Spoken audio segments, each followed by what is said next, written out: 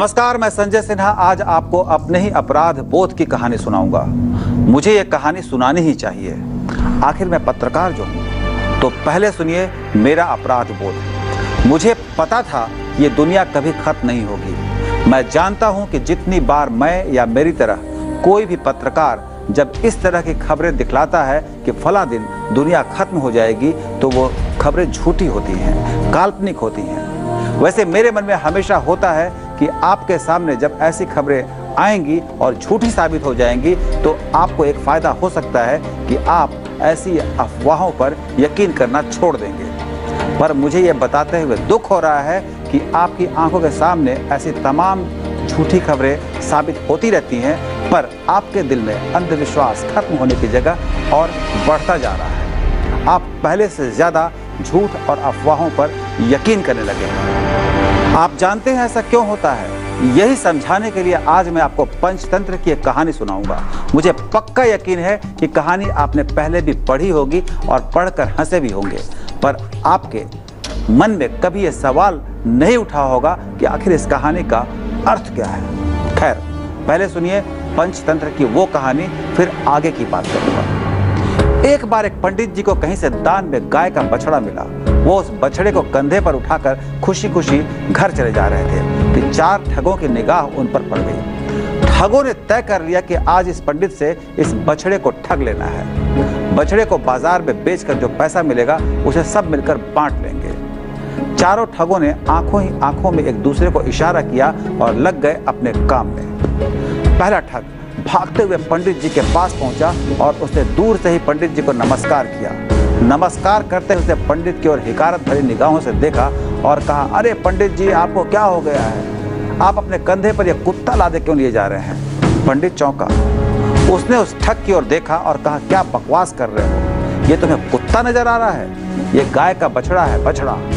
छी छी पंडित जी, अरे ब्राह्मण देवता, क्या हो गया आपको? कंधे पर कुत्ता लिए जा रहे हो और कह रहे हो कि बछड़ा उठाए हो। इतना बोलकर वो चलता बना। पंडित जी मन ही मन सोच रहे थे कि कितना मूर्ख है।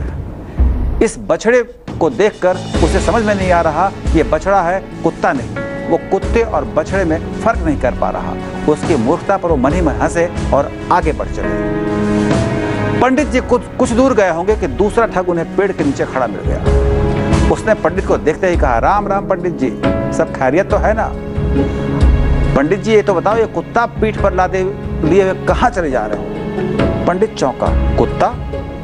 अबे मूर्ख व्यक्ति, तुझे दिखता नहीं? ये गाय का बछड़ा है, कुत्ता नहीं। माफ करना पंडित जी, आपकी मति मारी गई है। ये गाय का बछड़ा नहीं, किसी से पूछ लें, ये कुत्ता है, कुत्ता।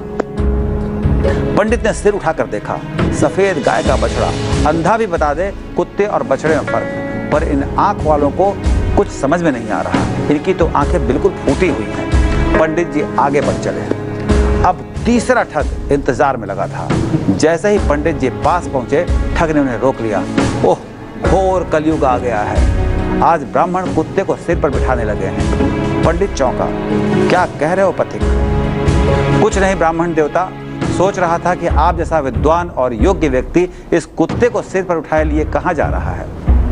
पंडित ने कहा, यह तो गाय का बछड़ा है। ठग ने कहा, नहीं देवता, यह कुत्ता है। कोई भी देखकर बता सकता है कि यह कुत्ता ही है। पंडित जी ने उसकी बात सुनी और आगे बढ़ चले।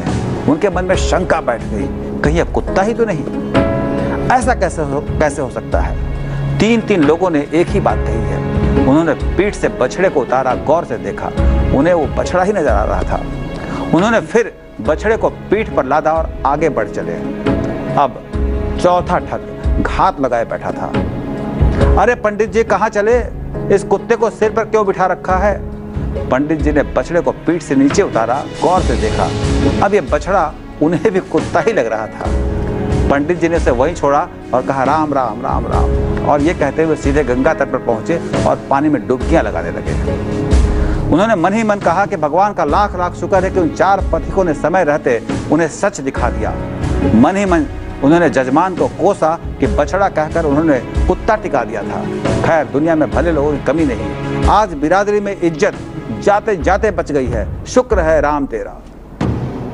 पंडित जी बछड़े को छोड़कर चल पड़े और ठग उस बछड़े को लेकर चलते बने।